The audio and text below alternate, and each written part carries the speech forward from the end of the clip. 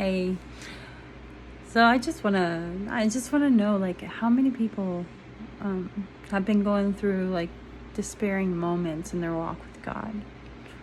I mean, it's so crazy because, I'll go from one night just being so distraught, and then the next day I'm just restored. And it's like the saying in the Bible, crying may endure for the night, but joy comes in the morning. And when you're with God, like, He really does do that. I woke up the other morning, and it was just beautiful. Like, there's many days when I wake up and like God does sweet things for me. Like, there was like this napkin underneath me after I got up, and it was shaped like a heart, and it was shaped like a heart. And then after that, I heard geese fly overhead by my window, and then I looked at my Easter lilies, and it was just that was just like a beautiful little simple peaceful gift from God. But like, life has been hard. God is rebuilding me. It's just a process, though. I've been through a lot of heartache and hardship, and I got into like things that started to slowly destroy me, and I allowed myself to get even worse than that when I separated from my kid's dad. It was just like I was so used to being a family that it was just so hard to try to do it alone. And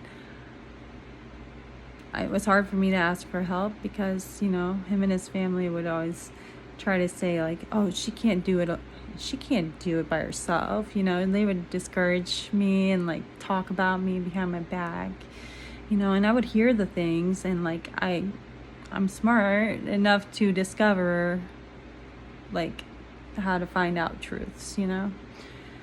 So, there is a lot to that past, and a lot of trying, and a lot of back and forth between, wanting to make it work out. And I'm sure a lot of people have been through similar things, so, I was so close to total destruction before the Lord came to me and saved me. And it's funny because, like, although my family helped in small ways, it kind of was like they let me struggle through it. Even the ones that I was living with, they would see me struggling, but be too busy to really try to be there, for me. They gave me a place to stay, but like,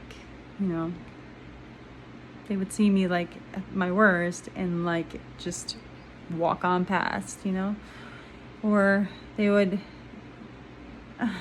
I don't know. I don't blame them for all of it, You should never just disregard your own part. I was a mess, and I started drinking way heavily after that. Like, I was already drinking heavily because of, they were all drinkers in his family. And, the way that I got torn down over time, it made me become more of a drinker. And because I felt so alone. But when God pulled me out, I stopped drinking. I haven't drank since July, and like it's been like, yeah, and it's now April, so July, yeah, July, August, September, October, November, December, January, February, March, April. That's 10 months sober, and I feel so much better. Like, I can actually like handle things way better now, and I know I was hard to handle when I was drinking, but I started drinking at a young age. It was what I fell into. I used to be against it when I was really young, but socializing and being a teenager kind of makes you fall into things that you don't necessarily, mean to. And without proper guidance and proper support, then yeah, anybody's bound to not be in control. But who is in control? The Lord. Once I gave my life to the Lord, I was able to not feel alone. I was able to feel like anything was possible. I felt so isolated for the longest time, And it's like, no matter how much I would reach out, my own mother even, kicked me aside. Even when I stopped drinking, that's when she was like, nope, I can't answer you because, you're an alcoholic. Even though I told her I was doing AA, I hadn't drank, I was living with my friends, and that, I was trying to forgive her for the first time that she told me there wasn't room there because of a silly reason. I mean, details are important, but long story short, I just felt like, what kind of mom wouldn't just let her daughter stay with her for one night, considering how often I had been there for her, and all this judgment, even though they're not around me. What's that about? God revealed to me that it's bigger than just, them not caring. So, when your father and mother abandon you, guess who becomes your new parent? The Lord. And He did. And you know what? This is the way it was supposed to be. God has a purpose for us all. And without all this happening, I would not have experienced all the things that I have and grown and been even stronger, Beauty for ashes, baby. If everybody else forsakes you, you can count on the Lord to not. My dad, my actual earth dad, he and I have a great relationship, but until I started following Jesus, and I've told him not to downplay my faith or try to get me to change my mind about it, but he continuously sends me videos about, why I should change my mind, basically. And I know he was hurt by church folk when he was young, but that's no reason to disregard what it's like, we could still have a relationship right now if he would just have left it alone and just talk to me instead of trying to convince me or persuade me to change my mind. I mean, he's in a whole another state, and he's done great things for me, and he has always been there for me. But the thing is like, I never judged him on his beliefs. Once I picked up Christianity or embraced it and it saved my life, that's when he had an issue with my life. But all the advice, which was good advice that he would give me, did it save me? Did it make me stop being a heavy drinker? Did it change anything about my terrible situation? Not really, but in some ways, of course, it did. He provided me with gifts that made me happy, But that's not the issue. You can tell somebody to do something so many times, but what they really need sometimes just somebody to be there for them physically and emotionally, like there.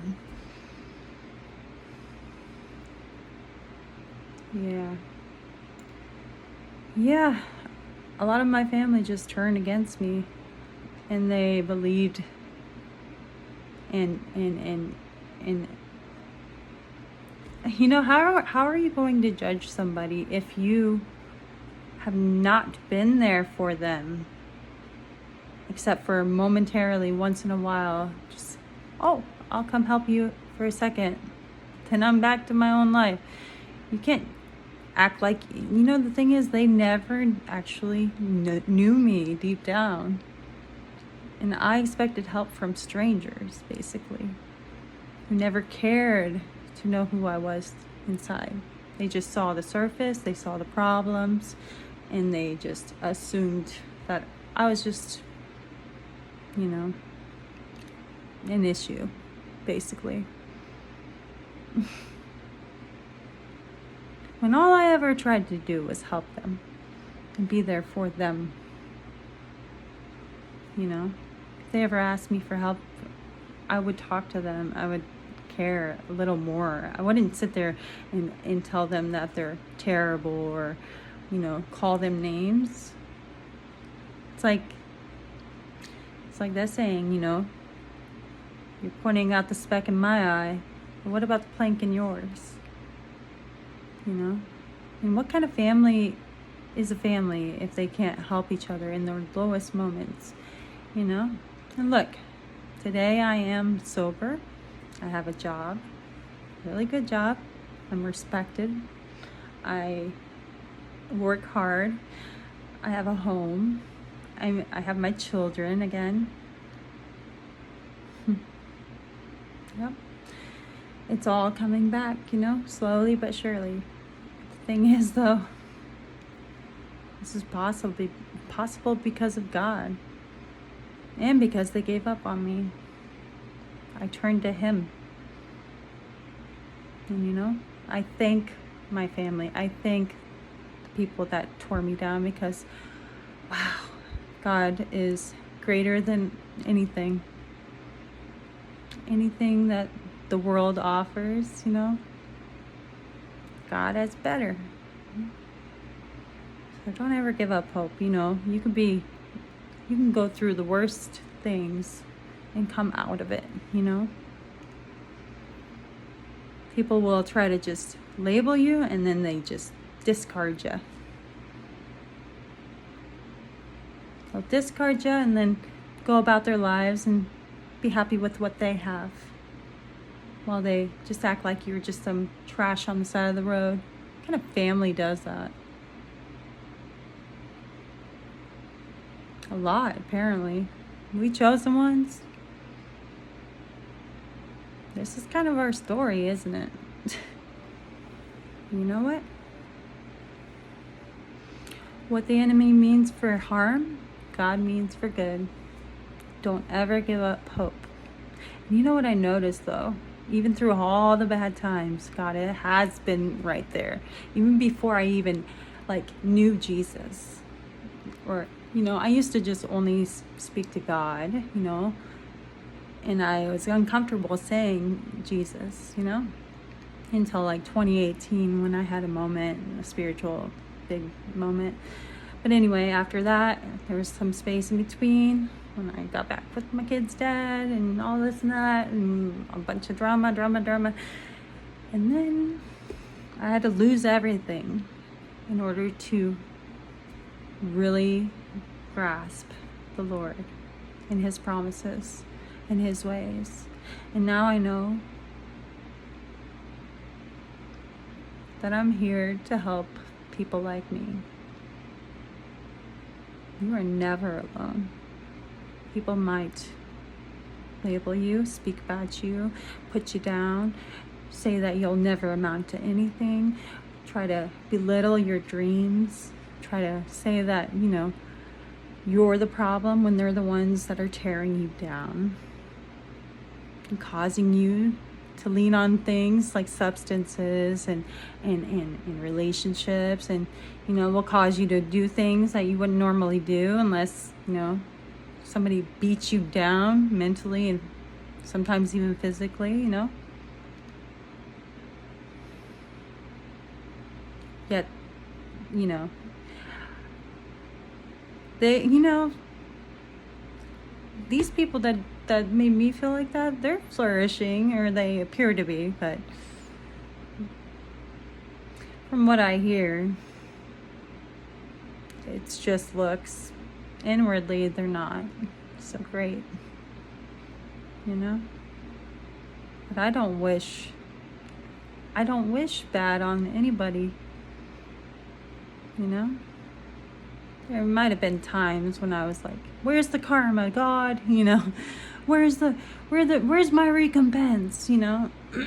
But like God says, it's not them, it's the spirits, the evil spirits that work through them because they let them.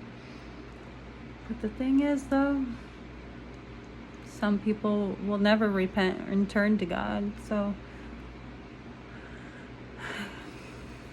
God is patient, though. He'll give them plenty of chances. I do pray for those who have harmed me and that I have harmed. I try to seek forgiveness, But I will not be a pushover anymore. And now God has given me eyes to see when people, eyes to see, ears to hear. I will not allow wickedness to take over ever again. For the Lord is with me. He goes before me, and his angels encompass me. And I truly believe it. And I've seen him protect me. So, if you want true protection, lean on God, because He loves us with an everlasting love. And He will heal us, and He will build us, and He will show us true love where we were given hate and we were given,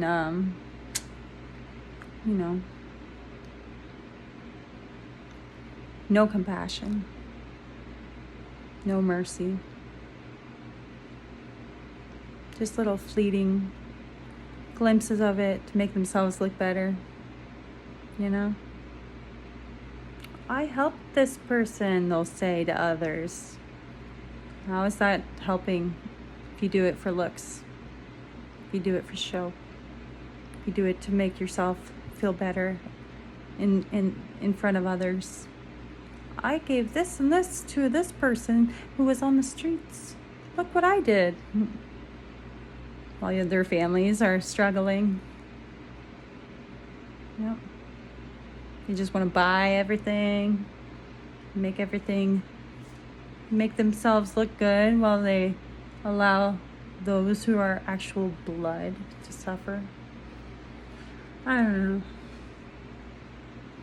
know. It's not easy to help people who are suffering. I understand that. And I guess I can't expect them to help when it's God's job, really. But I think that's why we go through what we go through. We learn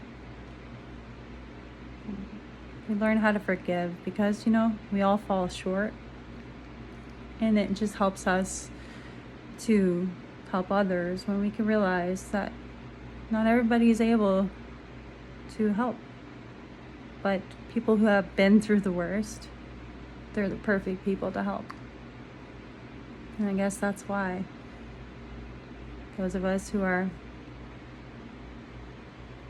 brought to God, or God comes to after going through hardships, that's kind of how we build ourselves up in His kingdom, is by going through bad things so we can show others how to rise up out of them. Here come the phoenixes, my loves. Don't give up. Know that you're never alone, and that God is always with us. And that fear and anxiety and stress, where does that come from? Not God. Although He created all things, good and evil. I still have a little bit of questions about that. But like, the thing is, like, I do believe there is a battle of light and dark, and that God already has the victory, and He uses all things for the good of the world, for humanity, because He loves us. He gives us a choice to teach us, and because He gives us authority and dominion on this earth, to do good or to do evil. It's a choice. I don't know. I'm still new in my faith, but I do know deep down that love, justice, mercy, compassion, kindness, those are the things that truly matter the most. And love covers a multitude of sins. I love that. Anyway, I hope this helps somebody today. I love you. Have a wonderful day. And that eclipse today was awesome. Like, I felt uplifted. Like, it was so cool. Anyway, we're all alive. Have a good night.